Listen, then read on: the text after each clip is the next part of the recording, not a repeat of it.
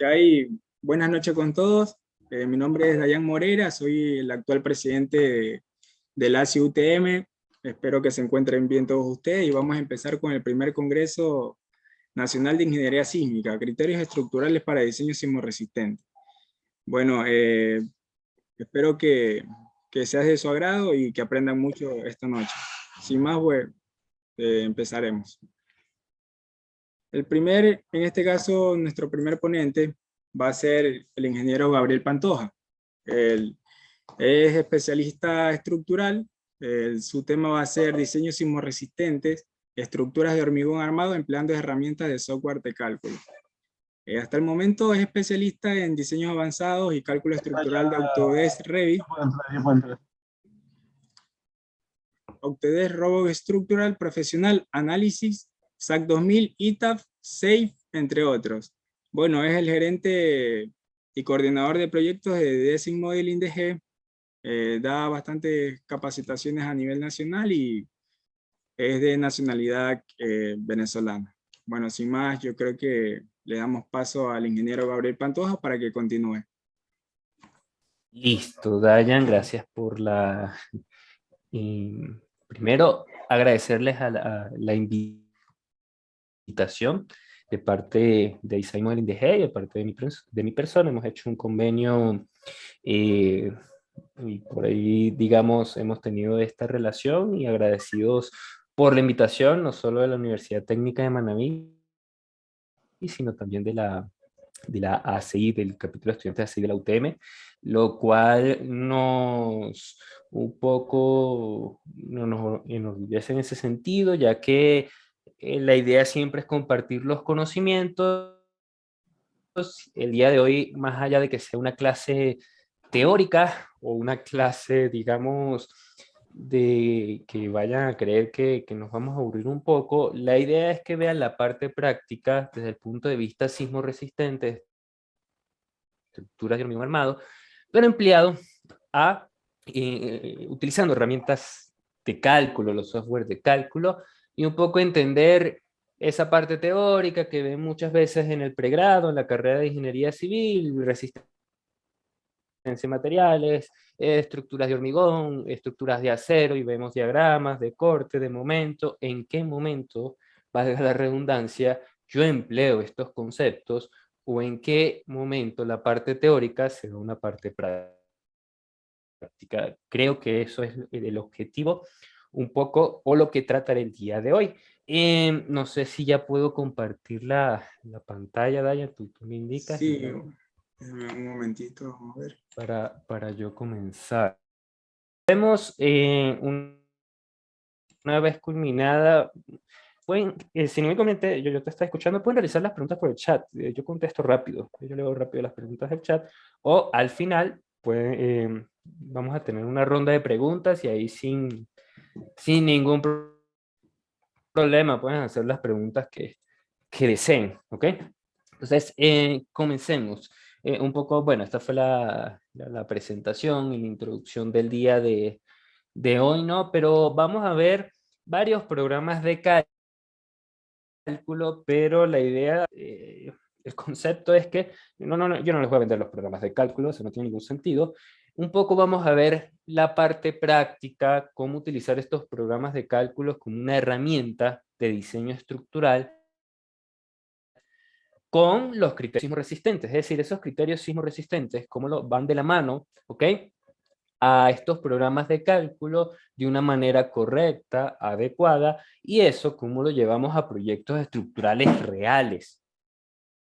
Es decir, al final yo les voy a mostrar algunos proyectos, ¿no? Desarrollo de planos, vamos a ver también la parte un poco de los modelos matemáticos, que me parece interesante, y un poco vean esa parte práctica, ¿ok? Entonces así comencemos.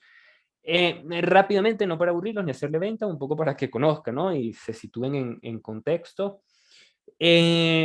Yo soy gerente y coordinador de proyectos de la empresa Design Modeling DG. Es una empresa ecuatoriana con base en Quito, Ecuador. Nosotros nos encontramos al norte de Quito, donde tenemos profesional calificado ecuatoriano, venezolano, colombiano y mexicano. Entonces tenemos un mix interesante donde nuestro objetivo principal, más allá de desarrollar proyectos estructurales de toda índole, es decir, desde viviendas unifamiliares de hormigón, viviendas unifamiliares de estructuras de acero, edificaciones estructurales, marcos rígidos, naves industriales, tanques, cisternas.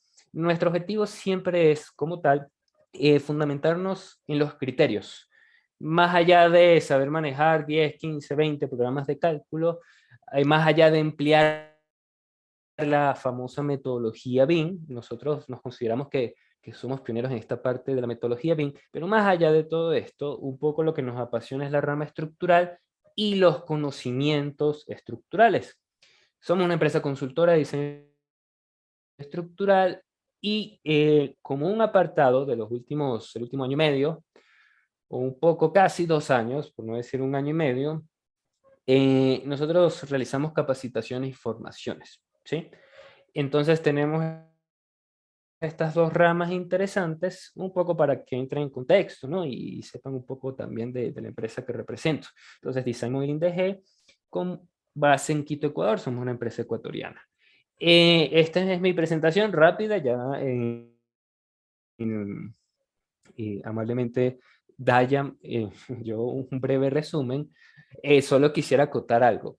A ver, porque aquí salga la especialidad, yo siempre hago esta acotación, la verdad nunca lo he corregido, un poco por temas de tiempo, de que salgan los programas Revit, Robot, Advanced Steel, Navisworks, SAP 2000, salgan los miles de programas.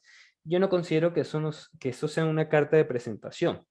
Digamos, no somos mejores ingenieros desde el punto de vista estructural o de criterios por manejar programas de cálculo. No, somos mejores ingenieros a través de nuestros conceptos, conocimientos, la parte técnica, el criterio estructural y cómo esos conceptos, conocimientos, parte técnica y criterio estructural lo llevamos de la mano o va empleado de la mano con los programas de cálculo. Solo es una herramienta, yo siempre digo es una supercalculadora, pero el concepto es lo que nos diferencia como un ingeniero estructural, esa es mi especialidad, en estructuras de hormigón armado, también modelador BIM, me encanta mucho la parte del BIM, 2, 3 años, perdón, iba a decir 2 años, casi 3 años en la parte de modelado BIM, que digamos, sobre todo con la marca Autodesk, que estamos haciendo una alianza, perdón, interesante, y nos gusta sobre todo la parte estructural. Entonces,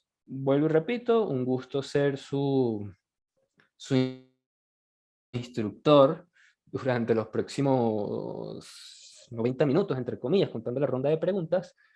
Y bueno, espero que el día de hoy se cumpla el objetivo, que puedan aprender algo, ¿sí? Se lleven algo de la sesión de hoy, más allá de les guste o no les guste la rama estructural.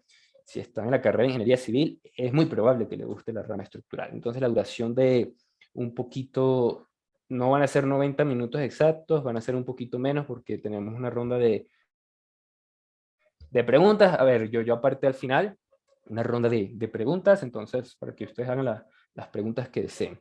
Voy a apagar un poco la cámara para no distraer y voy a comenzar con el tema, ¿no? Ya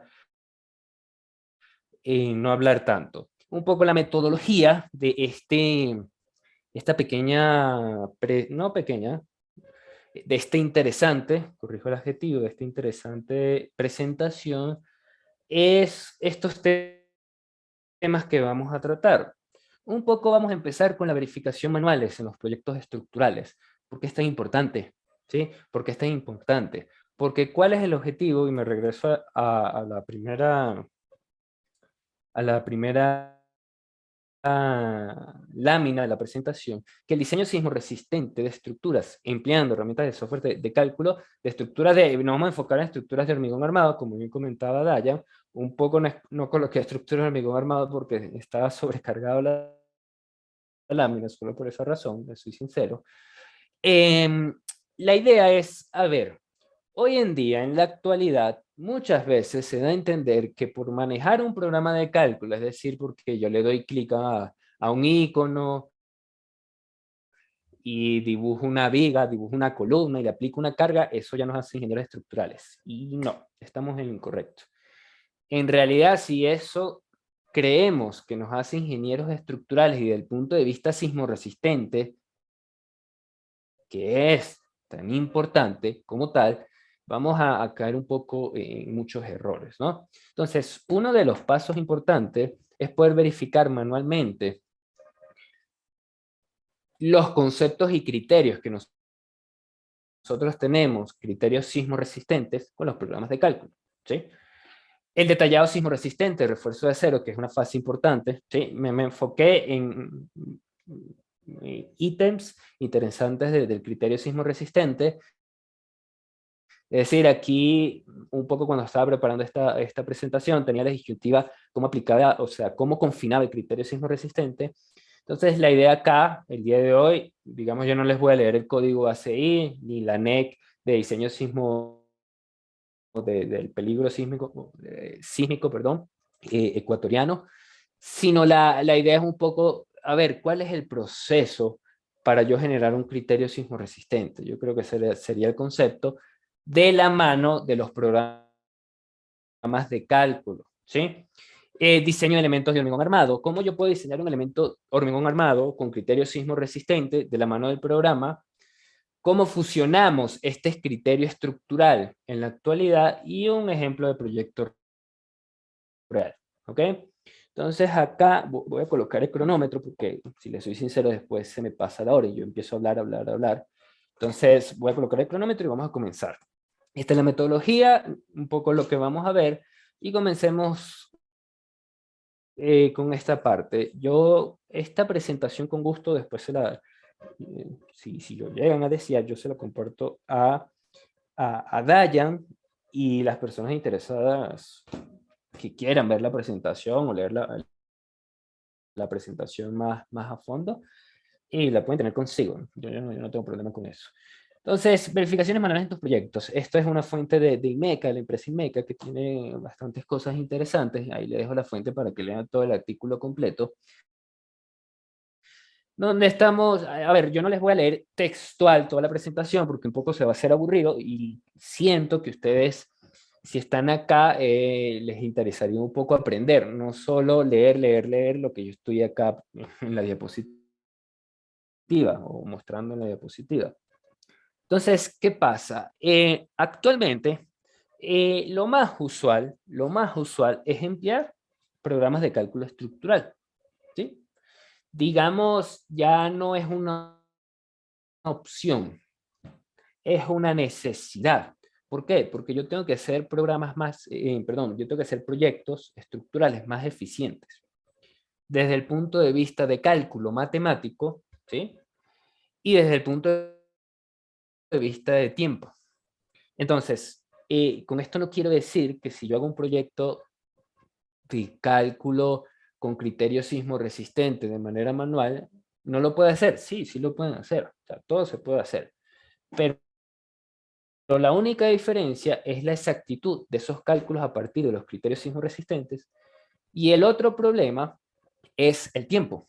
Entonces, cuando nosotros tenemos un proyecto estructural y el día de mañana ustedes tengan un proyecto estructural, uno de los factores preponderantes, aunque no lo crean, más allá de su criterio, es el tiempo de entrega un proyecto, ¿sí? Y allí entra a colación los programas de cálculo estructural. Hay muchos programas de cálculo estructural, es decir, yo siempre digo es que porque calculemos en SAP 2000, que es el más común, o calculemos en ETABS, que es uno de los más comunes de la marca CSI, Robot de la marca Autodesk, que no es tan conocido, pero tiene una buena potencia. No importa el programa de cálculo, la verdad. Todos los programas de cálculo tienen una buena potencia desde el punto de vista de cálculo como tal y desde el punto de vista de documentación, ¿sí? Porque cuando nosotros realizamos un proyecto, uno de los exportables, memoria de cálculo, otro de los exportables, los planos estructurales. ¿Para qué? Para que se pueda construir la estructura. Entonces, el problema está perfecto. Yo entiendo que tengo que utilizar un programa de cálculo y de verdad, si ustedes van a ser ingenieros estructurales, o futuros ingenieros estructurales, o inclusive ya están desarrollando en la rama estructural, ya tienen proyectos, van a tener que utilizar los programas de cálculo, ¿sí? Ahora, un poco de las, yo siempre digo frases estigmatizadas significa que muchas veces seguramente le van a decir, si no sabes el resultado, no calcules, o si no sabes la magnitud de los resultados, no calcules. En realidad, yo le agregaría este concepto, hay que aprender a verificar magnitudes de los criterios sismoresistentes de manera manual o con hojas de cálculo, pero siempre basándose en el programa estructural. Ese es el concepto.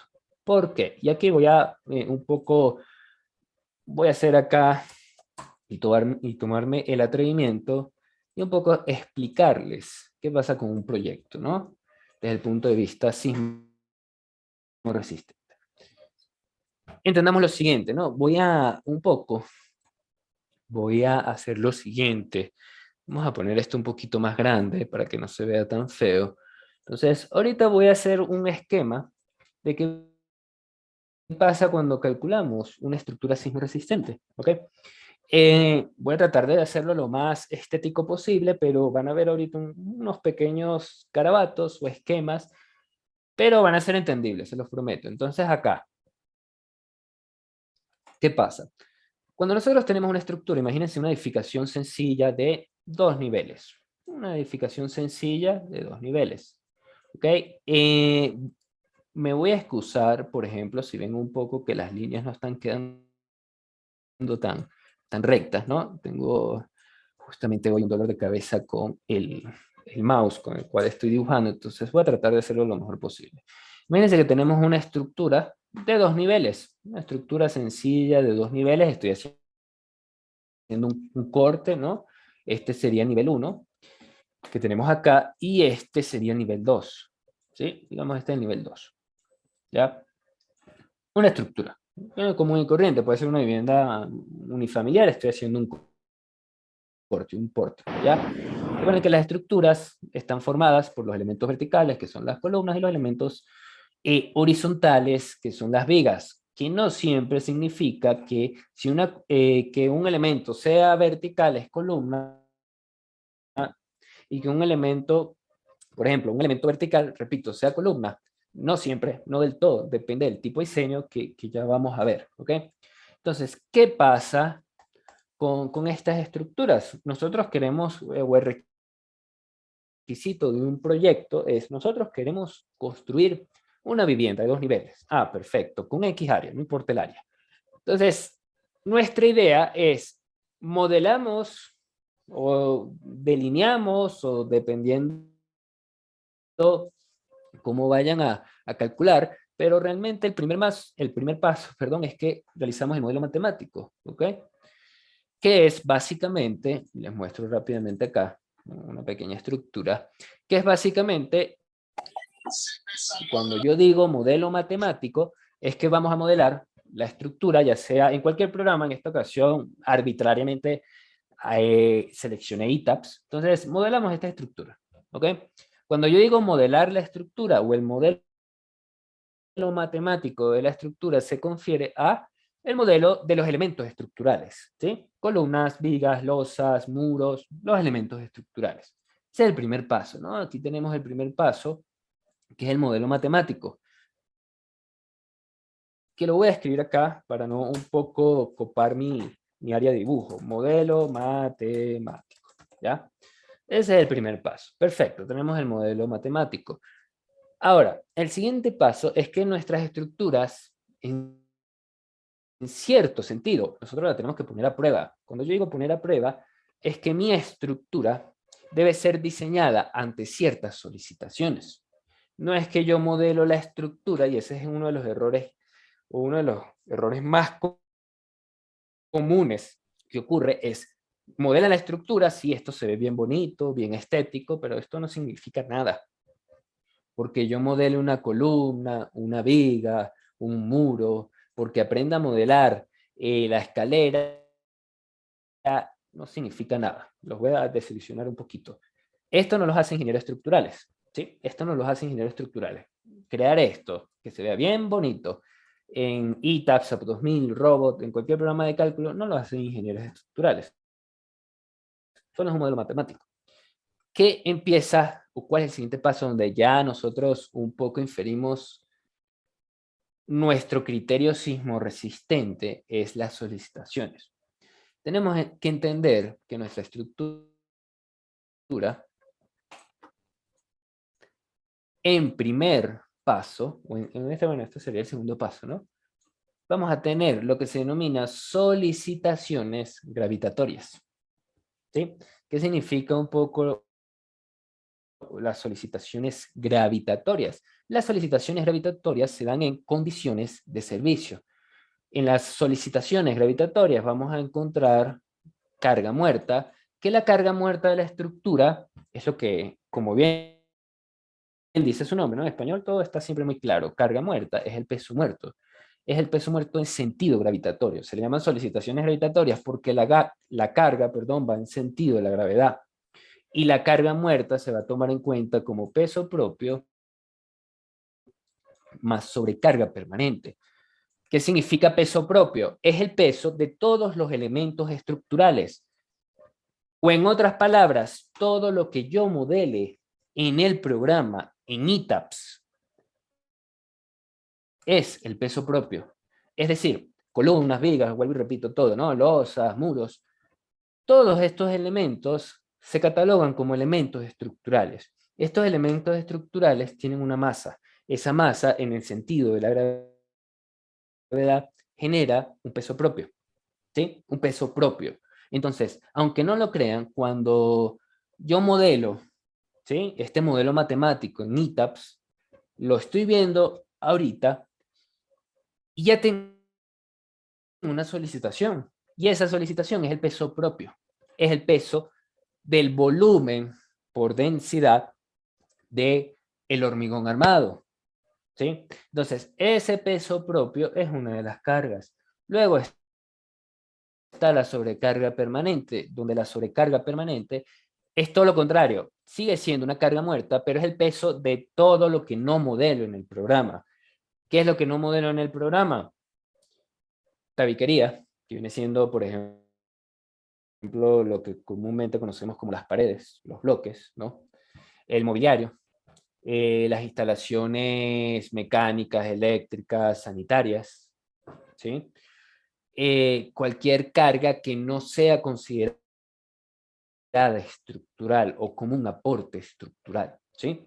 Entonces, principalmente aquí tomamos en cuenta todo lo que es tabiquería, todo lo que es acabados, toda aquella carga que no se considera como estructural, pero que va a estar presente en la estructura como una carga muerta. Carga estática, solicitaciones accidentales, ¿no? Mobiliario, etcétera, etcétera, etcétera. No me voy a poner a detallar todas las cargas porque si no aquí se nos va la clase, esta clase que estamos dando, ¿no? Tenemos carga muerta y tenemos también las cargas de servicio variable, que se denomina carga variable, carga viva, que hago una acotación, porque se diga carga variable, no significa que la carga varía. En cuanto a la atenuación del valor, ojo, en cuanto a la atenuación del valor, ¿qué significa carga variable? Que la posición de la carga va a variar, pero su valor de atenuación es constante. Por eso es que nosotros conseguimos en nuestras normativas, la normativa ecuatoriana, por ejemplo, de cargas no sísmicas, indica, por ejemplo, para un uso residencial, la carga viva de piso para viviendas unifamiliares bifamiliares, 200 kilogramos por metro cuadrado. ¿Sí? Esa carga, por ejemplo, se reparte uniformemente en la losa, en los niveles, pero esa carga yo la puedo tener acá, yo la puedo tener acá, yo la puedo tener acá. Entonces, como yo no sé la posición exacta de la carga, y por eso es una carga variable, la repartimos uniformemente en la losa, pero el valor no varía en función del tiempo, es una carga estática. Entonces, como carga variable, vamos a tener carga viva de piso, carga viva de escalera, dependiendo del área de la estructura y dependiendo de su uso. Por ejemplo, carga viva de piso, ¿sí? ¿Ok? digamos que estos son los principios básicos de las solicitaciones gravitatorias. Esto que está acá son las solicitaciones, no voy a escribir solicitaciones gravitatorias porque primero voy a durar 15 minutos escribiendo aquí solicitaciones gravitatorias y se va a ver muy feo. Esas son las solicitaciones gravitatorias. Entonces, si un poquito me van siguiendo, yo entendería, entonces con esto ya yo puedo diseñar la estructura. No, no, no, no, no. ¿Por qué? Porque un poco, si leyeron el tema, ¿no? Se les dio tiempo, yo me imagino, de de esta ponencia, ¿no? Esta primera ponencia, es criterios sismoresistentes, ¿sí? La palabra sismoresistente dice mucho. ¿Por qué? Porque significa que la estructura tiene que ser resistente a sismo. Suena tonto lo que estoy diciendo, pero cuando se dice sismo resistente, significa que la estructura tiene que resistir las fuerzas del sismo. Y para resistir las fuerzas del sismo, yo tengo que tener ciertos criterios que le debo conferir a la estructura globalmente y luego individualmente para que resista la fuerza del sismo. Por lo tanto, yo diseñar una estructura solo con solicitaciones gravitatorias es un poco irrisorio. Ser más coloquial, más claro, no tiene ningún sentido, estamos perdiendo el tiempo. ¿Por qué? Porque toda estructura por solicitaciones gravitatorias va a resistir. ¿Sí? Si nuestras estructuras, todas las estructuras las diseñáramos por solicitaciones gravitatorias, todas resistieran, no tiene ningún sentido. Ahora, en realidad, nosotros las vamos a diseñar ante las solicitaciones accidentales. Llámese solicitaciones accidentales, esas solicitaciones que varían en función del tiempo. Son solicitaciones no lineales, como lo pueden ser el viento, que no es parte, ¿no?, de esta ponencia, y a lo que venimos acá, que es el sismo, viento o el sismo. ¿Sí? Y en realidad, para estructuras de hormigón armado, no quiere decir en el 100%, ¿sí? 100% de los casos, porque hay ciertas condiciones, hay estructuras especiales, pero, por ejemplo, para estructuras como viviendas unifamiliares, el sismo es la carga más crítica. ¿Por qué es la carga más crítica? Porque es la carga más atenuante, es la carga que va a generar mayor fatiga en mi estructura, ¿sí? Como va a generar mayor fatiga, entonces yo tengo que pensar un poco como ingeniero estructural que, a ver, yo tengo que resistir entonces mi estructura para el sismo, porque si yo resisto y diseño y tengo un óptimo desempeño estructural en mi edificación para el sismo, por lo tanto, ya un poco las solicitaciones gravitatorias no van a tener inconvenientes, ¿sí? Ahora, ¿cómo yo aplico los criterios sismo resistentes? Ya sé que la carga más crítica es el sismo, pero ahora tengo un largo trecho para entender cómo es un diseño sismo resistente. ¿Qué pasa? Nosotros tenemos que entender que muy probablemente lo habrán visto en alguna de las materias de la carrera de ingeniería civil, o están próximos a verlo, o si no, empiezan a investigar, que si ustedes se van a la normativa ecuatoriana de diseño sísmico, ¿sí?, van a encontrar el concepto de espectro elástico, ¿no? Van a tener algo así, que la realidad de esto, bueno, esto viene siendo constante, pero voy a dejarlo así, ¿ya? ¿Qué significa esto, espectro elástico o espectro de diseño?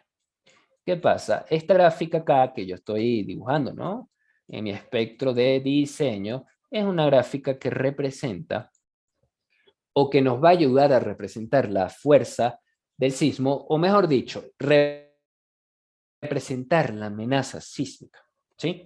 Donde vamos a tener una serie de factores que no quiero entrar a profundidad porque si no ahí me voy de largo, pero donde vamos a tener en el eje de las ordenadas la aceleración en función de la gravedad, o como fracción de la gravedad, mejor dicho, los periodos, que se obtiene el periodo fundamental de la estructura, eso será otro tema, pero básicamente, ¿qué hacemos nosotros?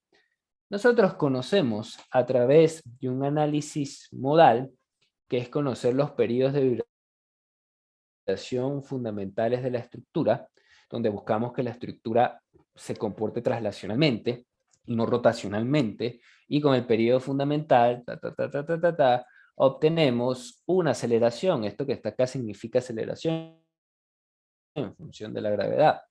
¿Por qué? Porque en función de esta aceleración, nosotros vamos a encontrar, por principio, segunda ley de Newton, principio de dinámica, masa es por aceleración. Entonces aquí es sencillo. La aceleración, ya nosotros la conocemos, la masa, ya la vamos a conocer porque es el peso de la estructura, y por lo tanto nosotros podemos conocer las fuerzas del sismo. Este espectro de diseño luego va dividido por un factor de R, que no quiero entrar a profundidad, pero digamos que el concepto es este. Y estas fuerzas son aplicadas a través de análisis estáticos y análisis dinámicos, y en realidad lo que son pseudofuerzas. Son fuerzas que se aplican lateralmente a la estructura. ¿Sí? Esto es lo que hacemos. Esta es la fuerza que obtenemos del sismo, que es como un diagrama acá, medio triangular invertido. ¿Ok? Esta fuerza del sismo, que aquí me exageré, ojo, aquí coloqué un montón de fuerzas y en realidad sería esto. Tenían dos fuerzas. Tendría una fuerza en el sismo en el piso 2 y una fuerza del sismo en el piso 1, que esa fuerza se concentra en un diafragma rígido, que un diafragma rígido lo tomamos en cuenta como la losa, y al concentrarse la fuerza en el centro geométrico de masas de ese nivel nos permite inferir la deformación. Entonces, ¿qué hacemos nosotros realmente al conseguir esta fuerza del sismo? Por análisis estáticos y análisis dinámicos, es decir, aplicamos dos tipos de análisis que nos indican nuestras normativas, un análisis estático, que va de la mano, del análisis dinámico o análisis modal espectral. Entonces, de estos dos tipos de análisis, nosotros conseguimos la atenuación de la fuerza del sismo, ¿sí? A través de un cortante basal, es decir, tiene muchas capas que no voy a entrar a profundidad en esta ponencia, pero las voy nombrando para que por lo menos ustedes por su cuenta en la normativa la vayan desgranando, porque estos conceptos que están acá nos van a dar un señor que se denomina cortante basal, ¿sí? Y en realidad esa es la atenuación de la fuerza del sismo. ¿A qué voy con esto? Empezamos indicándoles que como primer paso, no voy a generar y copiar los pasos acá porque no quiero que sea aburrido. Empezamos indicando, yo tengo un modelo matemático, ese que está acá. Luego les empezamos indicando, yo tengo las solicitaciones gravitatorias. Solicitaciones gravitatorias, que es el siguiente paso, donde yo agarro aquí mi estructura y empiezo a aplicar las cargas. En una carga, aplico una carga viva entre piso, aplico una sobrecarga permanente, etcétera, etcétera, en todos los niveles, en las losas.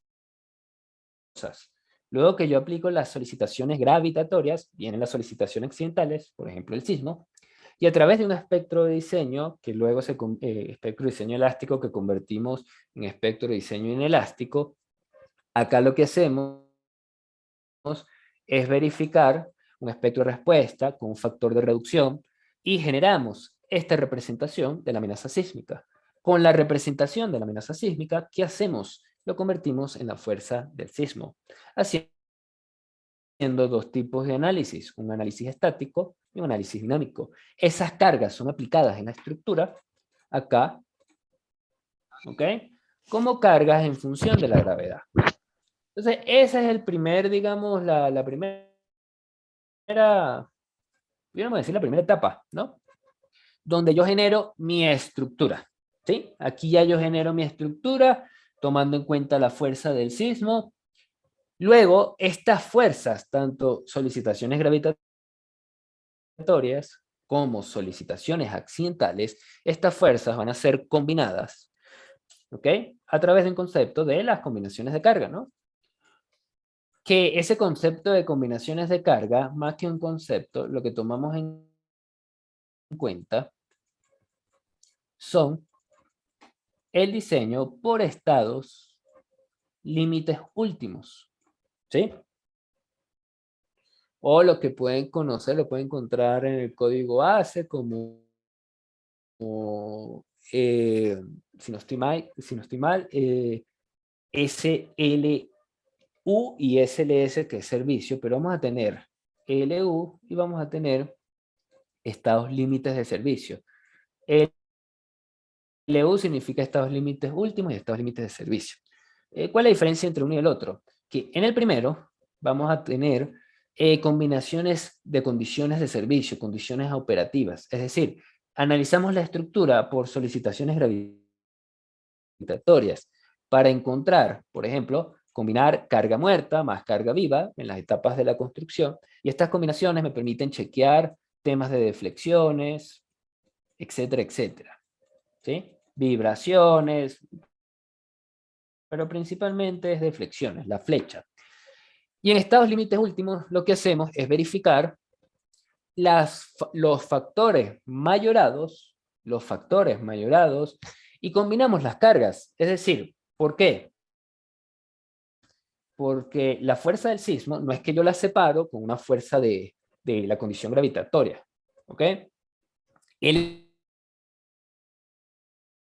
RFD, perfecto. El RFD, Load and Resistance Factor Design. Ahí se me está yendo el nombre.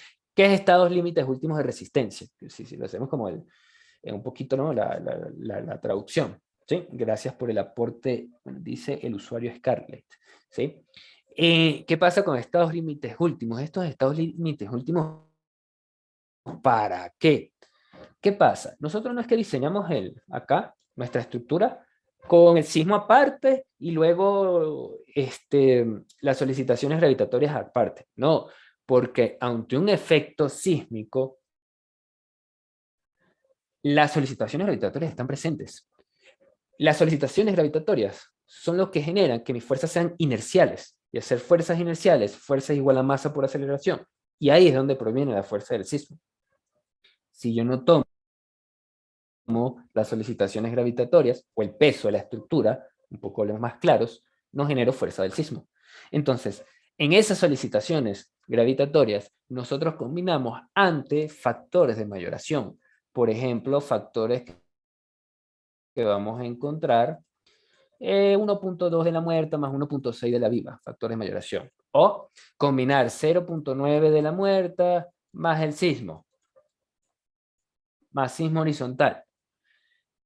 ¿Para qué combinamos estas cargas y para qué las mayoramos por ciertos factores? Porque lo que debemos verificar, y ahí está nuestro criterio sismo resistente, es que la resistencia última, por los factores de mayoración, es decir, por las combinaciones de carga, todo va a venir de las combinaciones de carga, sea menor o igual a un phi de la resistencia nominal.